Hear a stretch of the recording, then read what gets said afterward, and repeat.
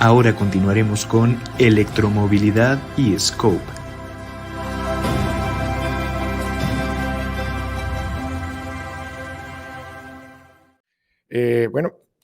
Me pidieron hablar de electromovilidad y scopes, lo vamos a abordar en un momento, pero también es un poco de historia hacia adelante y hacia atrás sobre qué condujimos nosotros y qué van a conducir los niños de hoy, ¿no? A diferencia de la pasada conferencia, lo que quiero es contarles una historia de largo plazo, ¿no? A diferencia de lo que solemos ver los medios, que es el corto, el brevísimo plazo de este año o de los próximos dos. Aquí vamos a regresarnos, pues quizás a la juventud o a la infancia de ustedes. Y debo empezar en California. Esto va a ser una historia más que una... esta vez no traigo datos acumulados en una tabla, sino más bien una acumulación de historias que les van a hacer ir armando su propio rompecabezas para que ustedes mismos, conforme vayan viendo la situación, analicen cuál puede ser el destino de su negocio, ¿no? Tenemos que regresar a California en los 90s y aquello que llamábamos smog, ahora ha cobrado distintos nombres, ¿no? Ha sido bautizado de distintas maneras, pero en aquellos días solíamos llamarlo como smog y era lo que preocupaba mucho a los californianos, que en buena medida empujaron ya, digamos, de manera concreta, concisa, unas restricciones a la fabricación, a la producción de vehículos a gasolina. Comenzaron con reglas, con leyes que establecieron que a partir de 1998 debían de fabricarse vehículos libres de emisiones, así, libres de emisiones, y en consecuencia hubieron respuestas. Una respuesta muy clara fue de GM. General Motors lanza el EV1 en 1996. Yo creo que algunos de ustedes los recuerdan. Fue un auto que muy polémico. Es un auto eléctrico, totalmente eléctrico. Se lanzaron 1,117 automóviles al mercado en ese año. Y en realidad tenía una autonomía de alrededor de 200 kilómetros.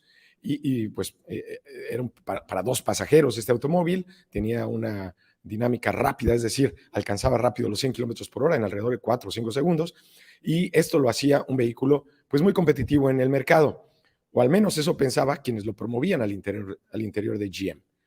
Pero dentro de GM habían dos equipos, aquellos que lo promovían y otros que buscaban argumentos para determinar que no era viable, que su comercialización no tendría futuro.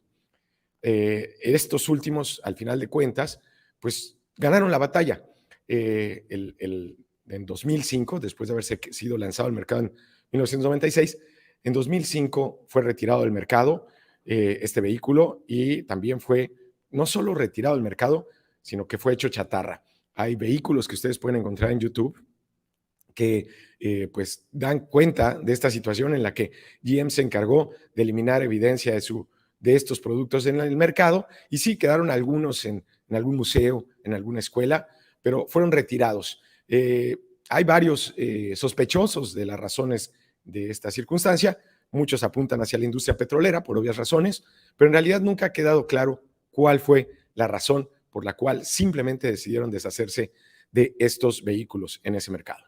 Esto es importante para una historia que vamos a ver en este 2022. Por eso es importante que vayan siguiendo el camino. En 2001, China se integra a la OMC. En 2001 también China empieza a avanzar hacia minas de cobalto. El acceso de China a la OMC nos cambia el mundo, porque China tiene acceso a mercados de suministro, a cadenas de suministro que no tenía previamente, y esto en consecuencia la hace mucho más competitiva. Su manufactura la hace sumamente competitiva y, como sabemos, esto también impacta en los precios de todo lo que tiene que ver con electrificación, que antes era prácticamente impagable, tanto en los paneles solares como en la energía eólica y también en baterías. Esto cambia también, insisto, por una dinámica que sigue China de avanzar en África hacia minas de cobalto. Hoy China tiene la mayor capacidad de producción de minas de cobalto. Y todos hemos escuchado mucho de litio y sabemos la relevancia del litio que tiene para las baterías, pero se habla menos del cobalto, que antes era utilizado acaso para ponerle azul a la cerámica. Este cobalto tiene la relevancia de que permite justamente entregar mayor resistencia a las baterías y por tanto más autonomía a los vehículos. Por ende, el cobalto de pronto empieza a trascender en la relevancia de las baterías para automóviles porque en su mezcla con el litio, o bueno, su combinación con el litio, permite que las baterías duren más o la energía contenida en las baterías dure más. En 2003, estamos hablando todavía del primer lustro de este siglo. En 2003 entra Elon Musk en acción. Era un muchacho que había invertido en PayPal exitosamente, un tipo brillante, y con el capital que obtuvo en sus primeras inversiones, decide participar en PayPal, una empresa fundada por otros emprendedores, pero en la que él asume el liderazgo a partir de la aportación de capital. 3 años después, esta compañía, Tesla, lanza el Roadster. Estamos hablando es un año después de que GM desaparece el EV1. El Roadster, evidentemente, era un vehículo para un nicho, no era un vehículo generalizado, pero marcaba la dirección, digamos, en el sentido que debían seguir los vehículos eléctricos, para no ser solamente, digamos, familiares o sedanes, sino para presentarse como una opción de goce, ¿no? Entonces, esto marca, evidentemente, un parteaguas en 2006 con el lanzamiento del Roadster. Todavía no salimos del primer lustro. Estamos hablando del primer lustro de este siglo. Ese mismo año, en 2005, hay un documento que se emite al interior de la ONU. Ese documento se llama Who Cares Wins, es decir, a los que les importa, ganan. En ese documento se establece el riesgo que representa para las empresas el no cuidar 3 aspectos importantes, que es environment, es decir, el medio ambiente, social, es decir, la S, que tiene que ver con el impacto social de las empresas, y G, governance, el cuidado de la empresa misma, ESG. Esas 3 siglas empezarían en esos días a salir a la luz, aunque su impacto sería realmente posterior. En ese momento simplemente se fija digamos, el inicio de una tendencia.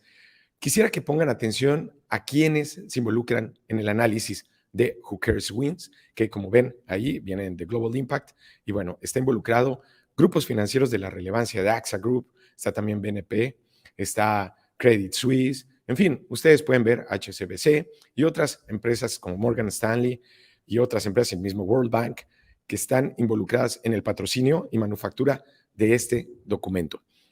Quiero resaltar aquí mismo también justamente eso. ¿Quiénes son los que patrocinan esta investigación en torno al impacto que tiene la sociedad, el impacto que tiene el medio ambiente y el impacto que tiene el cuidado de la empresa para el futuro de las inversiones que hacen los bancos? Atención, porque rara vez se crea una empresa sin financiamiento. Los bancos empiezan a manifestar desde 2005 su preocupación por los riesgos que manifiestan estos 3 caminos. Aquí resalto en verde las palabras que están contenidas en ese documento: riesgos y la primera mención de ESG.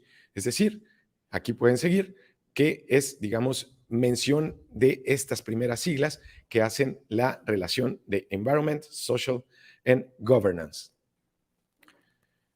En esos mismos primeros 5 años, a la par de que esto está ocurriendo en el sector financiero, a la par de que esto está ocurriendo en el sector automotriz, caen los precios de los paneles solares.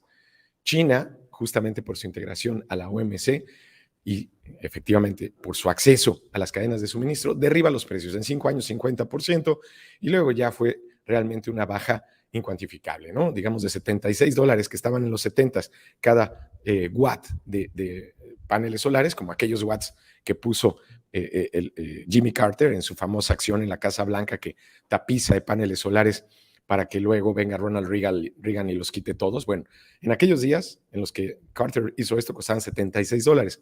En nuestros días ya sabemos que están en alrededor de 30 centavos por watt estos paneles solares, y eso en buena medida es por China.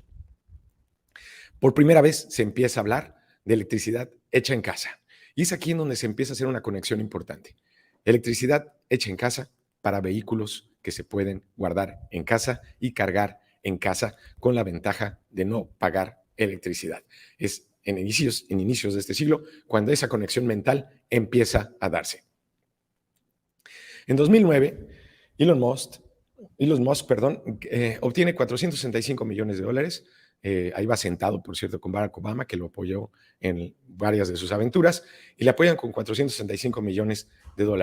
Luego también surge la IPO de Tesla, que obtiene más de $200 millones, y en 2012 nace el Tesla Model S, justamente financiado por esas aportaciones, tanto del gobierno como de los mercados.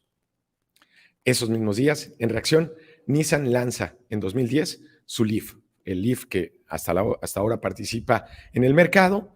En el mismo año, GM reacciona con Bolt, que como sabemos salió en 2018, pero bueno, en esos días GM regresa de nuevo al mercado con un vehículo eléctrico, pero ya más como reacción a una cadena, a una propuesta que ya definitivamente había sido tomada por Elon Musk. En 2014 viene una caída muy importante en los precios del petróleo. El mundo, de alguna manera, se dio cuenta de que teníamos un gigante productor de petróleo en el mundo, que ya sabíamos que era grande, pero no que había rebasado a Arabia Saudita como el principal productor de petróleo del mundo. Ese productor de petróleo, que lo hace a través de shale gas, a través de shale, más bien, de reservas de shale que están cruzando la frontera de México, es Estados Unidos, y su producción supera los 12 millones de barriles diarios. Consideremos que México hoy tiene una producción de 2 millones de barriles diarios en los mejores días, porque estamos realmente ya a niveles de 1.7 millones de barriles diarios. Entonces, de los mejores días de México de 3.4 millones de barriles, Estados Unidos lo rebasa por mucho hasta el nivel de 12 millones de barriles. Sus reservas son reveladas y por consecuencia en 2014 digamos, el mundo lo nota. Y digo que lo nota porque esto lo supe de primera mano. Estuve conversando con un director de Pemex en esos días y en las oficinas de Pemex le pregunté, oiga, no sé si se dieron cuenta de lo que está pasando en Eagle Ford, particularmente en Eagle Ford, en este yacimiento enorme de Texas, con las producciones de petróleo.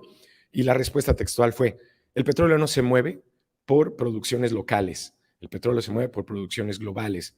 Bueno, pues al final y al cabo, esa producción local de Texas y buena medida también de Nuevo México y, en fin, del sur de Estados Unidos, derribó los precios internacionales y eso alenta o aletarga el avance de los autos eléctricos porque simplemente los precios de la gasolina bajaron también. Luego tuvimos, como sabemos, nos dimos este brinco justamente por este aletargamiento a la pandemia. Aquí es donde, digo, como hemos visto ya y ustedes han visto en distintas conferencias, tenemos una revolución impresionante. Esta revolución es marcada también por un anuncio. Agustín Carstens es un rostro familiar para todos los mexicanos. Él es director del Bank of International Settlements, es decir, el Banco de Pagos Internacionales, que se encarga de mediar entre todos los bancos centrales para que haya balance, digamos, entre las transferencias económicas o digamos, en la procura de esta base de datos que llamamos dinero, ¿no? Y él, preocupado, lanza una propuesta que es llamada The Green Swan. ¿Por qué lo llama The Green Swan? Ustedes saben que hay una novela que se llama The Black Swan, que hace referencia justamente a estos eventos imprevistos pero catastróficos que derivan en cambios impresionantes en la historia. Uno de ellos es justamente la pandemia. Pero ¿qué hay de un cambio que pues, no está a la vista de todos?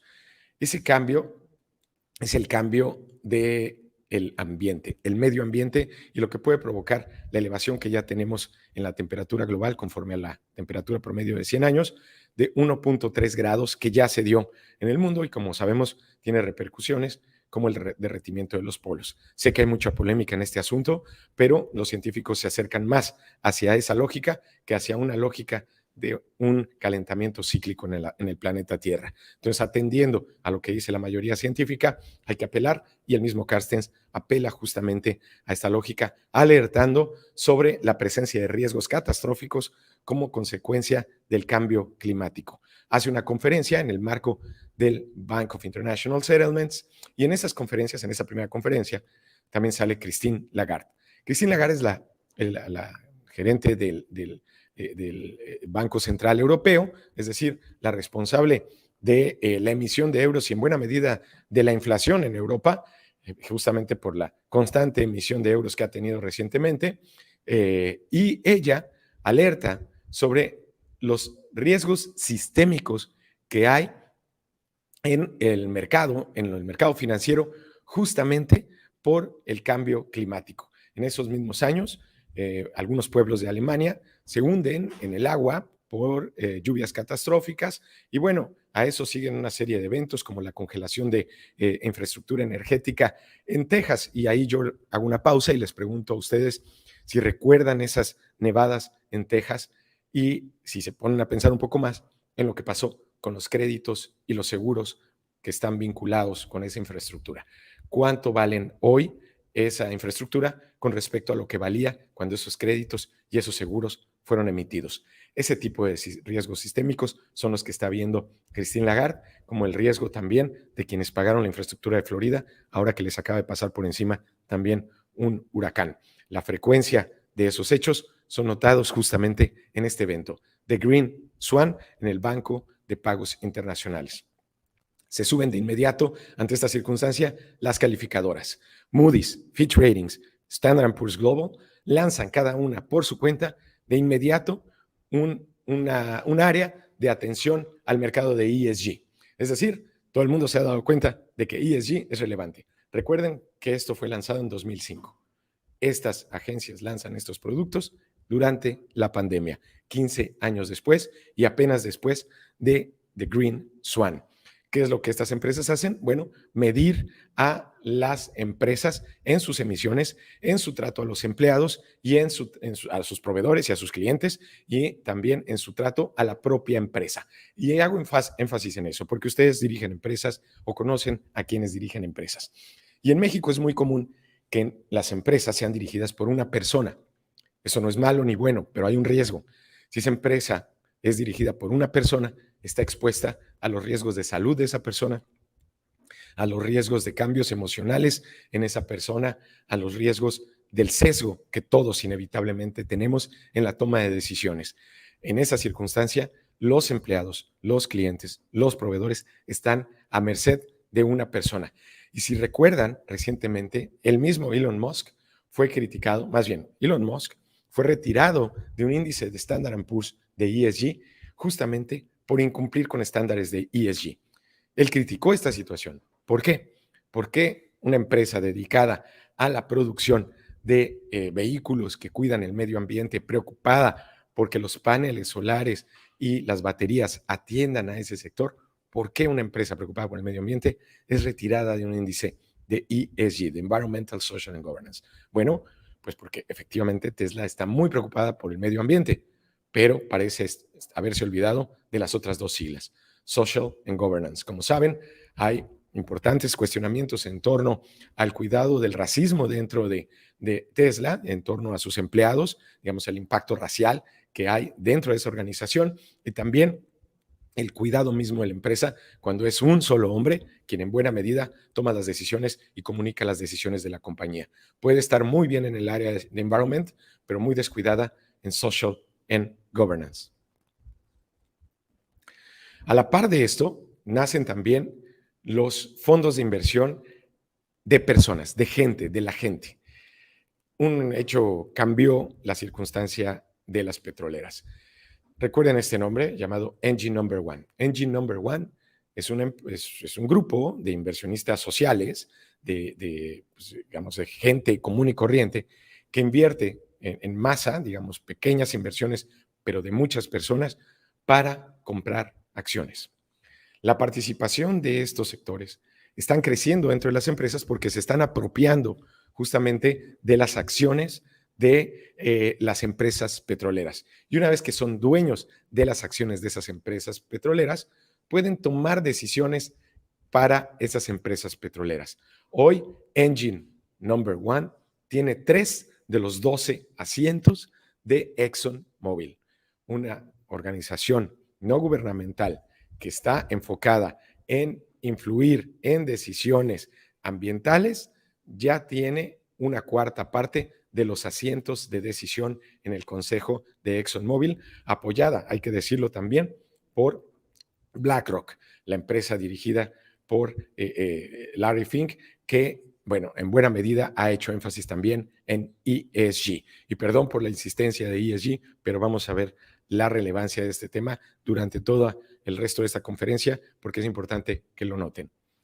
Otro que nace es también Follow This, un holandés con el mismo propósito, que también lo que hace es, y ustedes lo pueden hacer, pueden entrar a su sitio ahora mismo terminando esta conferencia y comprar aquí mismo una acción dentro de esa organización por 10 euros o el equivalente a 200 pesos, y estarán invirtiendo ya en un fondo que compra acciones de empresas petroleras y con ello empieza a influir en las decisiones de esas empresas petroleras desde el seno de esas empresas petroleras como accionistas. Esto lo pueden ver también, está debidamente consignado ya en redes sociales y en el Internet en general.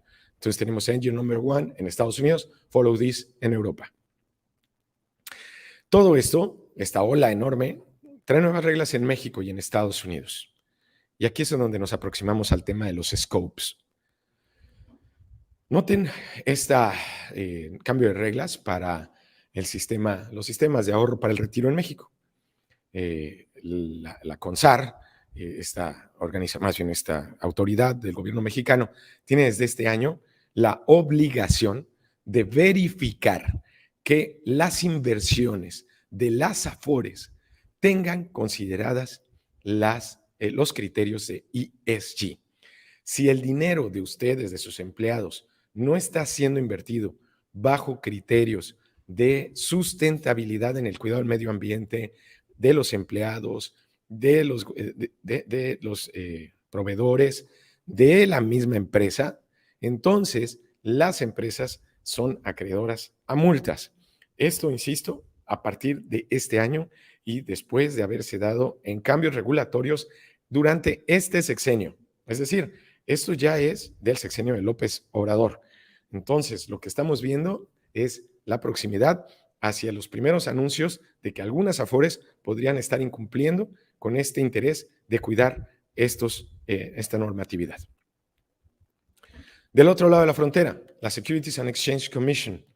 Este año, como ustedes saben, la Securities and Exchange Commission es la autoridad encargada de ver por las reglas y el cumplimiento de las reglas al interior de los mercados financieros de los Estados Unidos.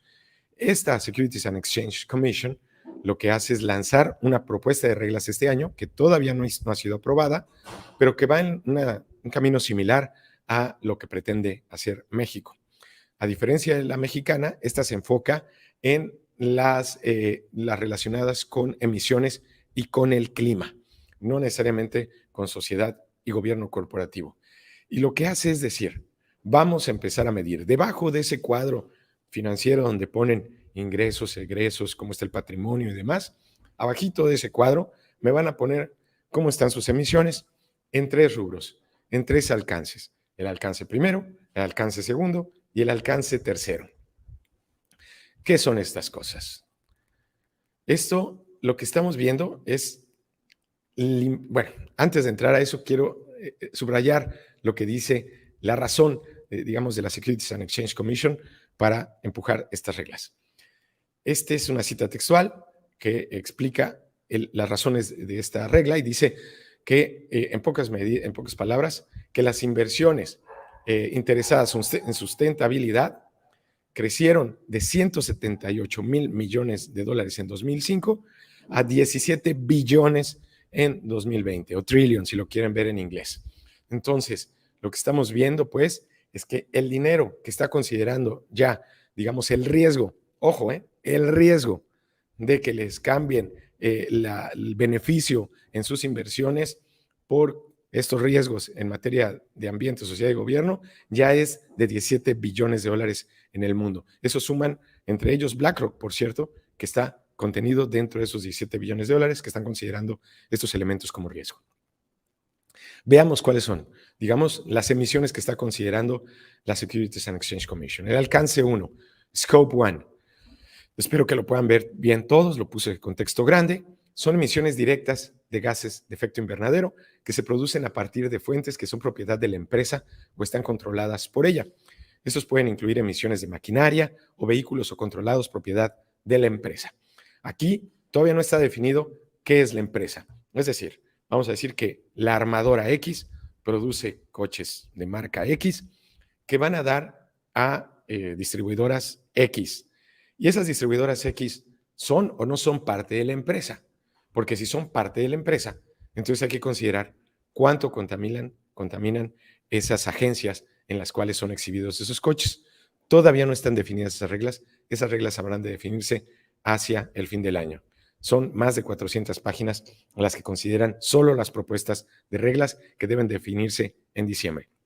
Este es el Scope 1 y esto, insisto, tiene que ver con el alcance inmediato de los edificios.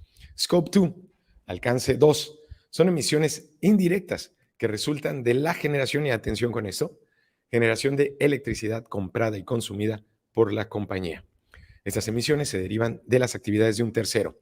En México, esto lo pongo yo, esto no lo pone la Securities and Exchange Commission, por eso lo pongo entre paréntesis.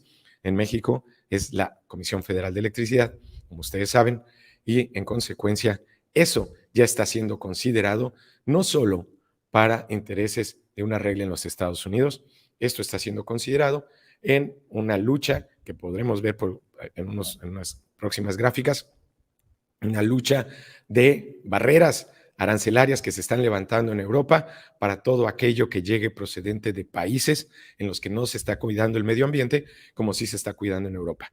Dicen que quieren suelo parejo.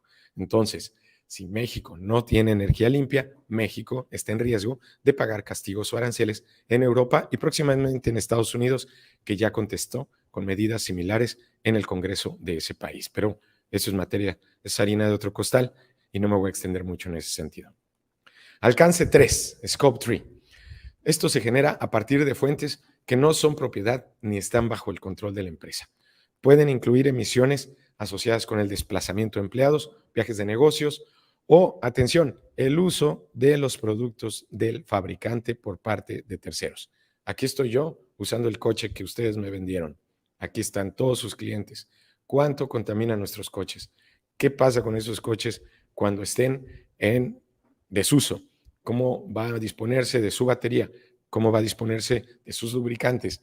Todo eso está contenido en Scope 3 y aunque todavía no trae dientes esta propuesta en materia de Scope 3, se da un plazo desde la iniciativa para que esto eventualmente se considere. El Scope 3 es, como tal, el que tiene mayor impacto en todas las empresas en materia de impacto al medio ambiente. Todo eso está ya escrito, así como lo leen, en la propuesta de la Securities and Exchange Commission para pasar por la balanza a todas las empresas que cotizan en Nasdaq y en el NYSE.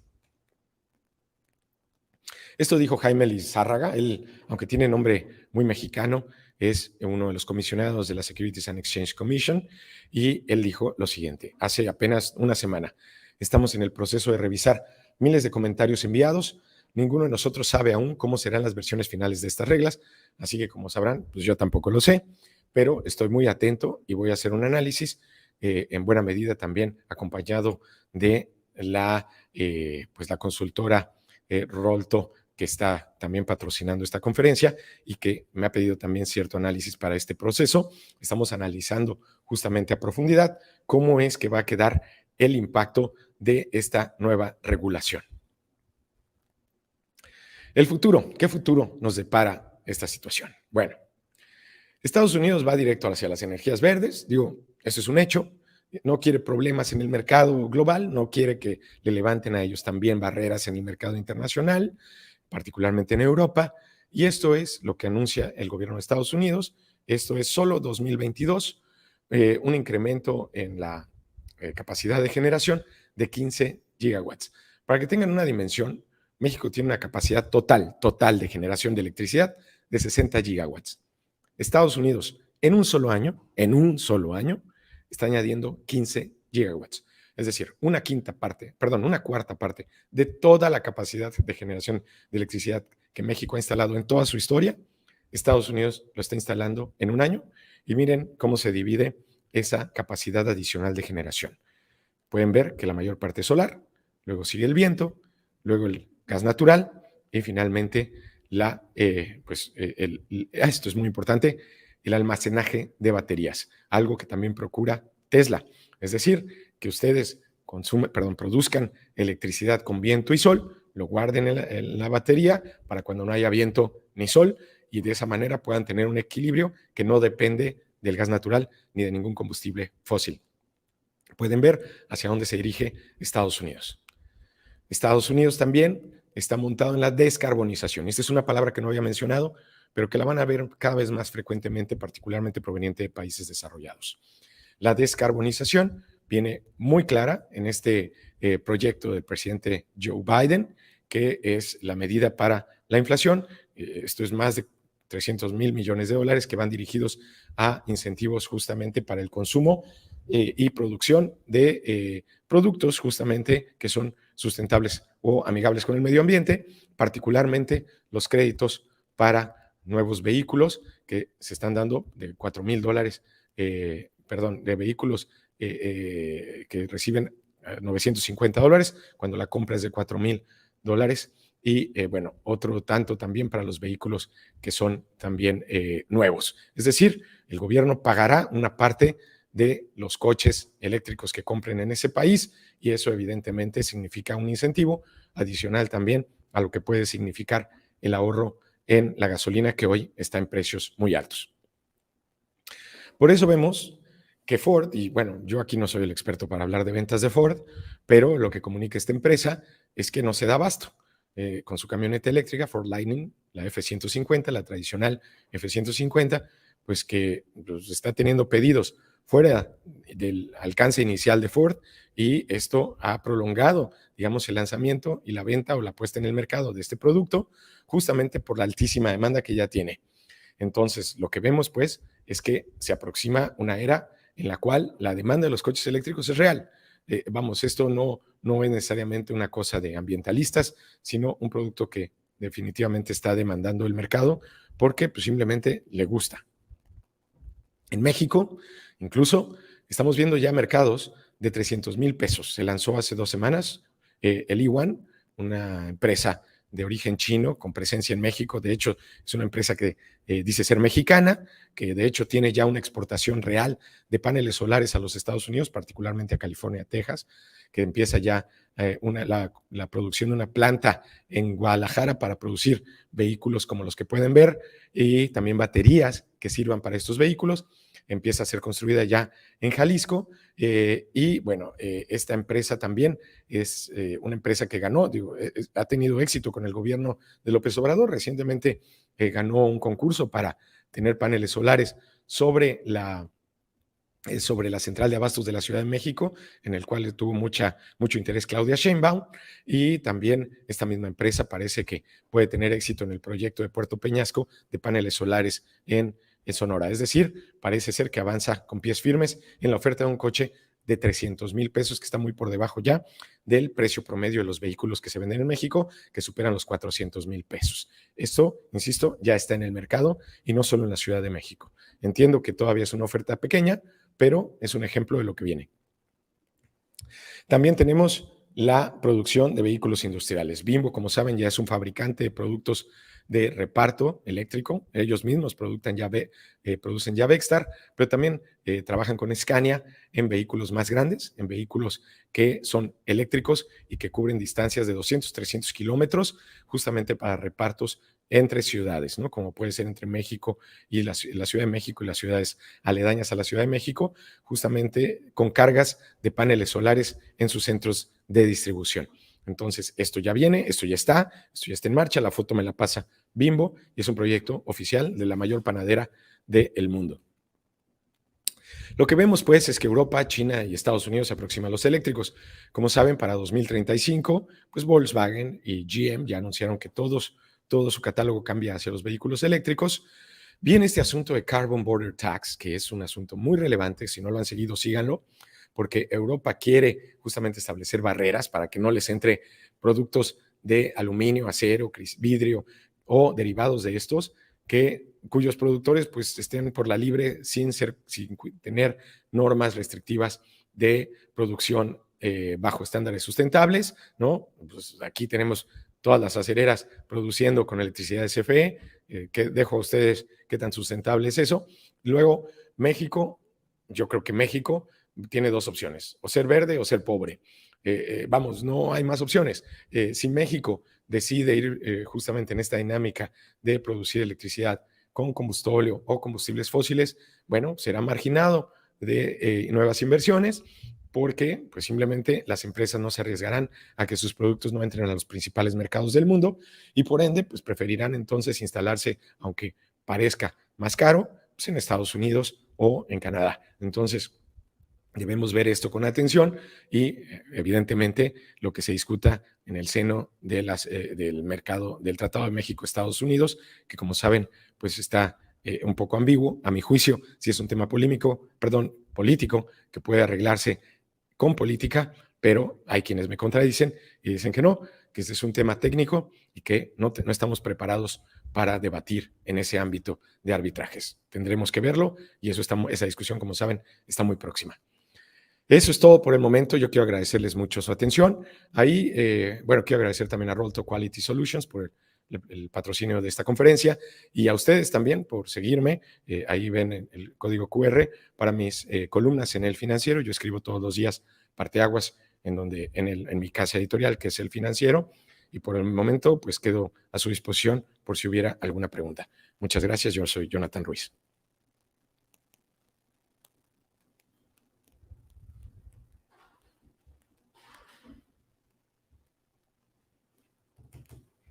No te escucho, Guillermo. Perdón, creo que tienes que activar tu micrófono. Muy interesante la información que nos has compartido, Jonathan, y dentro de lo que son los ámbitos de análisis y discusión del tema de electromovilidad, es la primera vez que lo introducimos en AMDA, este enfoque de la corresponsabilidad empresarial. Y en este contexto, dentro de tu exposición, me ganaste todas las preguntas que tenía yo ya preparadas porque no has dejado mucho dentro de la información que has compartida. Voy a la última parte que has apuntado en lo referente a la perspectiva que tenemos como país. Somos un productor relevante a nivel mundial de vehículos. Sin embargo, con la transición a la electromovilidad, esta preeminencia que hemos obtenido en las últimas 3 décadas, en mi opinión, y creo que en la de muchos, se encuentra en riesgo de no consolidarse si no contamos con una plataforma de generación de electricidad a partir de energías limpias. Tú que has profundizado en el tema, Jonathan, y justo dentro de este contexto de la discusión en el TEMEC, ¿cómo estás viendo la preparación que se está obteniendo por parte del gobierno mexicano? ¿Tú crees que lo tengan en perspectiva como un factor realmente de preocupación o simple y sencillamente se está convirtiendo en un factor político dentro de la perspectiva del gobierno mexicano? No forma parte de una política oficial del gobierno. No hay como tal una política que esté establecida por el gobierno de López Obrador en el ánimo de proteger las inversiones mediante energía sustentable. Sí es cierto que el gobierno de López Obrador ha hecho un énfasis en las inversiones en la recuperación de hidroeléctricas. Eso creo que es importante, yo no lo desdeñaría, pero creo que a la luz de lo que se necesita es insuficiente. En la práctica, ¿qué podemos ver? Y cito un ejemplo muy claro, de hecho es público. BMW, que sabemos que tiene una planta de producción en México, lo que hizo fue pues, muy simple. Si el gobierno no le atendía, lo que hizo fue producir su propia energía limpia, invertir en su propia capacidad de generación solar y con ello estar en capacidad de producir vehículos eléctricos próximamente en el país. Entonces, las productoras, las armadoras tendrán cada vez más esta disyuntiva. Si vienen a México, tendrán que sumar la inversión necesaria para la generación de energía limpia. Si eso entra o no en los números de su proyecto, bueno, pues eso es lo que está por verse, pero eso es evidentemente lo que cada proyecto habrá de considerar, ¿no? Gracias, Jonathan. Quiero agradecer también la presencia dentro de nuestro foro de Rolto Quality Solutions, que forma parte de tu equipo y que nos hace factible tenerte hoy con nosotros, amén de la amistad que nos profesamos. José Manuel Díaz Morató nos plantea, o más bien dicho, te plantea tu opinión respecto hacia México está preparado en la infraestructura para la electromovilidad. Y doy pauta para un título que me pareció provocador en tu columna Parteaguas que publicas de lunes a viernes en El Financiero, y en algunas ocasiones también tenemos la suerte de que se publique el fin de semana. Se las recomiendo a todos, sigan a Jonathan Ruiz en El Financiero. Gracias. Y tú titulabas esta columna La tonta idea de comprar un vehículo eléctrico, con los datos que parte de ellos nos has compartido, pero ¿cómo compaginas estos dos conceptos, infraestructura y lo que tú refieres, insisto, provocadoramente, la tonta idea de comprar un vehículo eléctrico?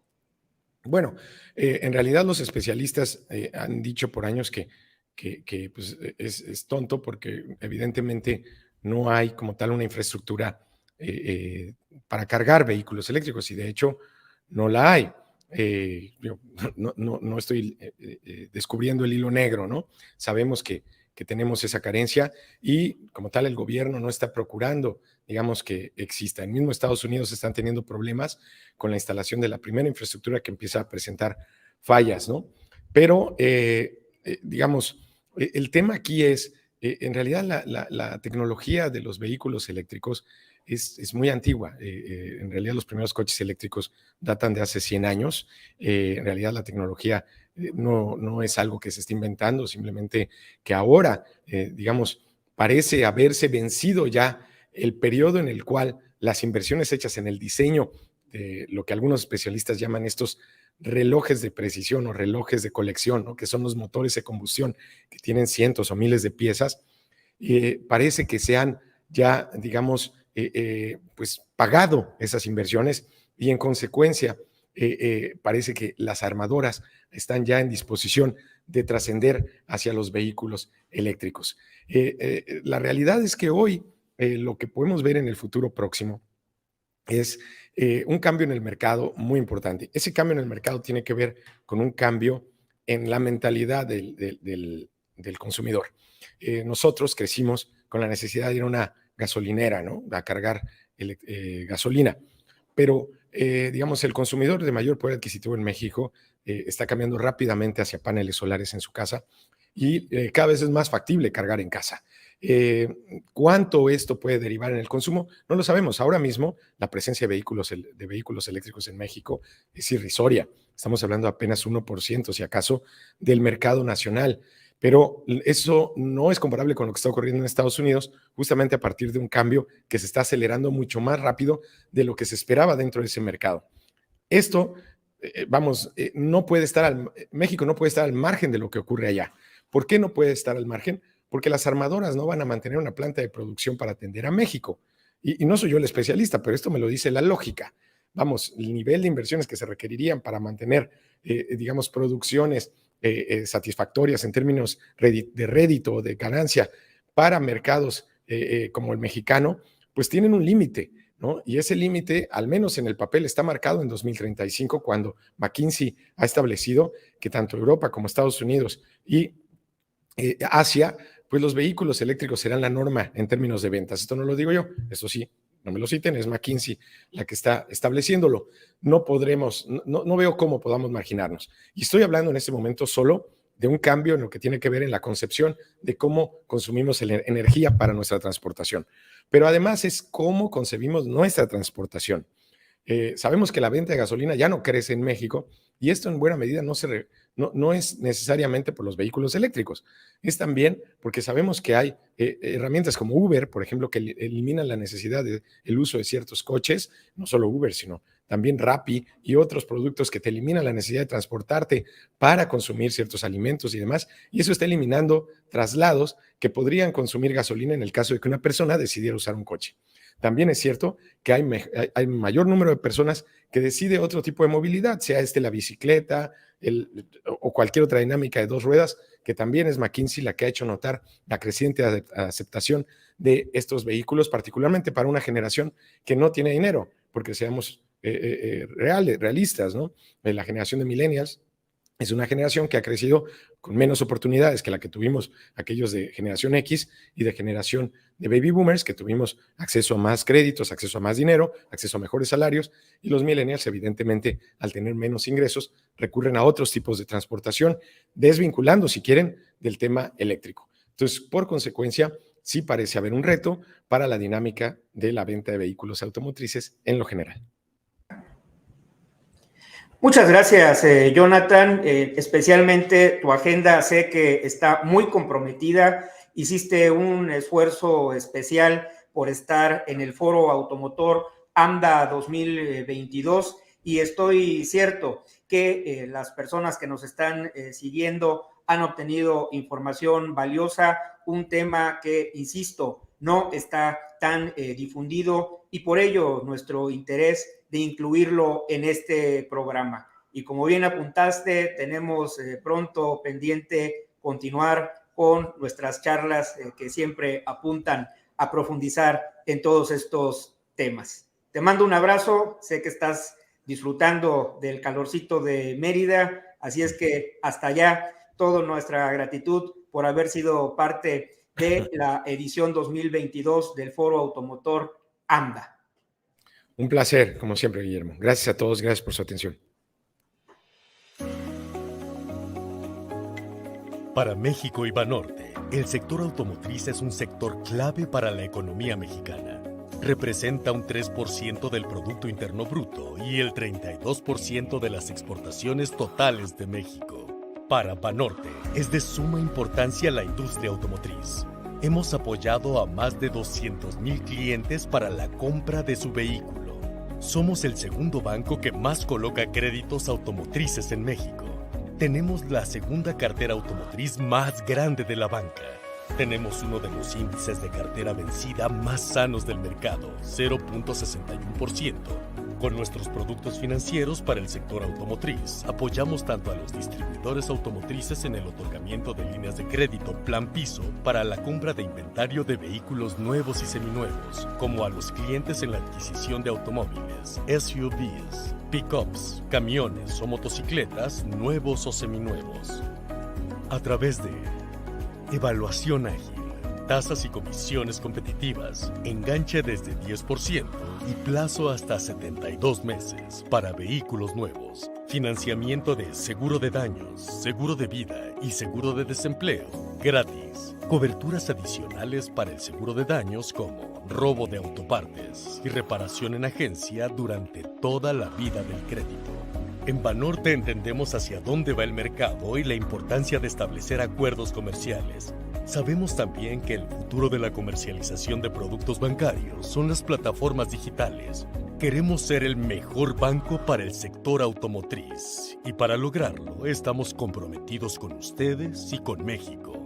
Banorte, el banco fuerte de México.